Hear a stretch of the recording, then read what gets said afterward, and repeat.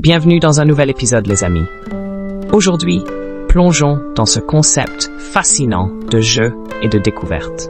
Vous savez, il y a quelque chose de presque mystique dans le fait de jouer. On pourrait même dire que quand on joue, on devient une sorte d'explorateur.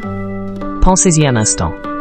Chaque fois que vous vous jetez dans un jeu, vous ouvrez une porte vers un monde totalement nouveau, en dehors de notre réalité quotidienne.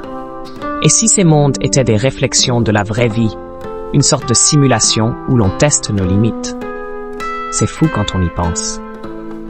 Parfois, je me demande si les jeux ne sont pas une forme de préparation pour la vraie vie, comme un entraînement militaire, mais pour l'esprit. Vous sautez, vous courez, vous accumulez des ressources, un peu comme dans notre réalité où nous essayons de survivre dans ce système chaotique. Mais alors, que se passe-t-il lorsque les barrières de ces jeux s'effondrent et que les découvertes que l'on fait là-bas commencent à infiltrer notre quotidien?